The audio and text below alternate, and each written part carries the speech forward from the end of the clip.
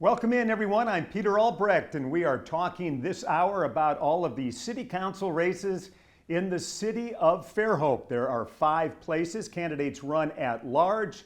We'll talk to all of them, and we're going to start here with Troy Vickers. Troy, thanks for being here. You are running in place 1. Tell me about your background and why you decided to run for city council. Background is graduated in civil engineering from Mississippi State, originally from Mississippi. Got a degree in civil engineering, licensed in the state of Alabama as a professional engineer. And I worked a project down here a few years ago in the late 70s, knew this area. My wife and I moved here from Houston about 5 years ago, and we just fell in love with Fairhope. When I got here, the engineering brain takes over and you start looking at things and you're like, well, I don't understand this, I don't understand that. And then you go to a few city council meetings and you feel like you maybe be getting a little disrespected as a citizen. So then it's time to step up. There you go. Tell me about your top priorities if you get on the city council. Top priorities I think for most people here in Fairhope is 2 things: maintaining the flavor of Fairhope. I call it the vibe of Fairhope. Mm-hmm. When you come here, people want to stay here.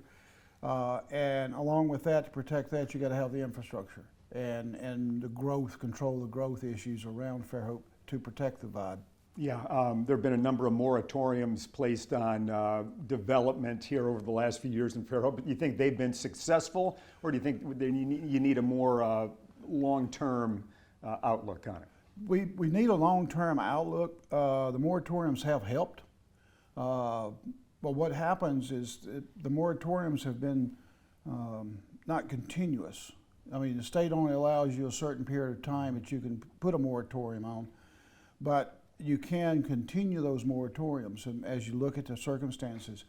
And we have had these breaks. Well, when we have the breaks, we have more applications come in, and the next time you have a moratorium, those applications are still being worked and they can continue to grow. So we have this issue of how do we stop growth till we get our infrastructure handled. We've got a major infrastructure issue. And when I say infrastructure, it's water, sewer, all the pipe stuff. Yep. But then we have sidewalks, we have streets, we have lighting, we have the hospital, we have our schools. All of that factors into infrastructure, along with police force and fire department. Yeah, and a lot of money's been spent over the last few years on infrastructure. You see a lot of road work going on. Are you keeping pace with the growth, or maybe making up for lost time as well? I think we've been in a more reactive mode. We haven't got to that area to where we can say we're proactive now. A lot of this has been driven by not our own efforts, but court decrees and things like that. We need to get to the point where Fairhope is in full control of our efforts and not somebody else forcing us into doing something. Tell me your thoughts about the current city council in general and your opponent in particular, and how they've handled things here recently.